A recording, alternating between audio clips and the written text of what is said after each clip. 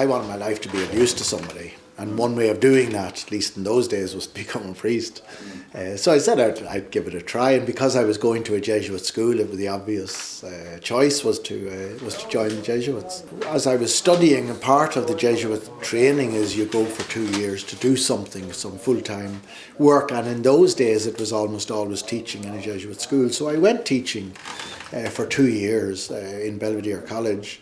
Later on, a few years later, the Jesuits looked for and got from Dublin City Council a flat in the inner city to work from, and they were looking for volunteers to move into that flat and to do some work in the inner city.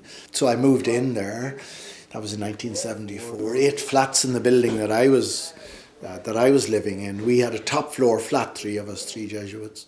The conditions were horrific, and it was a real eye-opener for me that in this city, Dublin, that I had been living in since 18 years of age, and only about a 5-minute walk from where I'd been teaching in Belvedere College, you had conditions here which were pretty horrific. You can't just come in from a different culture and a different way of life and say to these young people, you shouldn't be robbing, you shouldn't be taking drugs. They can't just stop taking drugs without a huge amount of support, without a huge amount of counselling, therapy, and that's generally not available to them. It became very clear to us very quickly that the first thing we had to do was learn from them and learn about what life was like here and what they wanted and how they saw things. So it was very much for us a learning experience. We opened services for young people. We opened a youth club, and we had a craft centre going, and we had a few employment schemes. You just saw a need, you tried to meet that need, and as you were meeting that need,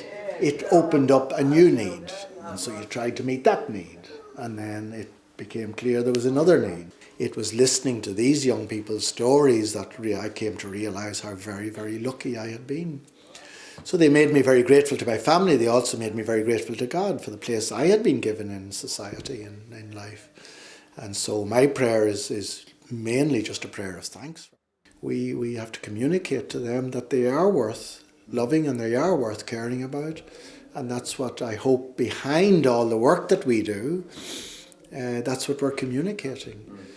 I mean, what we're doing is helping people get accommodation and drug treatment and counselling, but behind all that, we are hoping we are communicating to them that they're worth, that they're valuable, that they have the same dignity as any other person of their own age. If we're not communicating that to them through the services we provide, we may as well pack up and go home.